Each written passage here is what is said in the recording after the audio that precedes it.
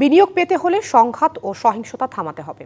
বাংলাদেশে সহিংসতা নয়, স্থিতিশীলতা দেখতে চায় বিদেশি বিনিয়োগকারীরা। রাজধানীতে বিদেশি বিনিয়োগ সম্মেলনে তারা জানান, মতপার্থক্য থাকলেও সহিংসতার পথ পরিহার করতে হবে। আর রাজনীতিকরা বলছেন, অসঙ্গতিপূর্ণ সমস্যা জিইয়ে রেখে আর্থিক খাত চলতে পারে না।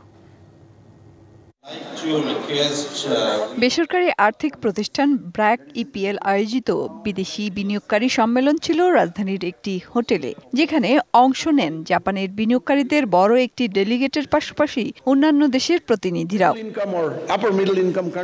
বাংলাদেশে বিনিয়োগের সমস্যা ও সম্ভাবনা তুলে ধরেন গবেষকরা।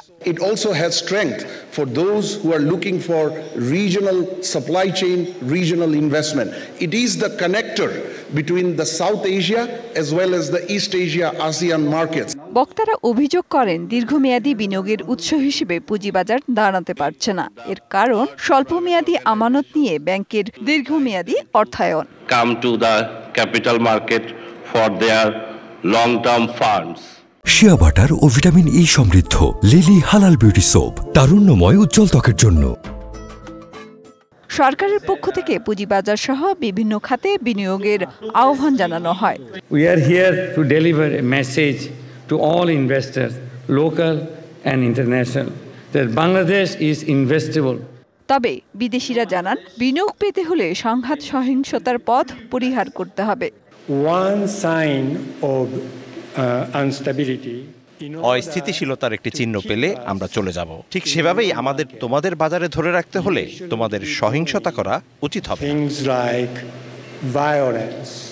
Come takes me to Sri Lanka story. Sri Lanka had শ্রীলঙ্কার ব্যাপারটাই দেখেন, ঠিক বাংলাদেশের মতোই সেখানেও রাজনৈতিক পট পরিবর্তন সহ বেশ কিছু ঘটনা ঘটেছে, কিন্তু শ্রীলঙ্কার অর্থনীতি ঘুরে দাঁড়িয়েছে। বিনিয়োগকারীদের আস্থা ফিরিয়ে আনা একটি বড় বিষয়। অনুষ্ঠানে বিএনপি নেতা আমির খসরু মাহমুদ চৌধুরী বলেন, আর্থিক খাতে বড় ধরনের অসঙ্গতি রয়ে গেছে। এই অসামঞ্জস্যতা আমি আগেই উল্লেখ করেছি। আর্থিক বাজারে এটা অনেক বড় ব্যাপার, এটা অবশ্যই আমাদের দূর করতে হবে। বিএনপি নির্বাচিত হলে টাকা ছাপানো ও ঋণ নির্ভর অর্থনীতি থেকে বেরিয়ে বিনিয়োগ নির্ভর অর্থনীতিতে যাবে বলেও জানান আমির খসরু। মেহের মনি, ডিবিসি নিউজ, ঢাকা।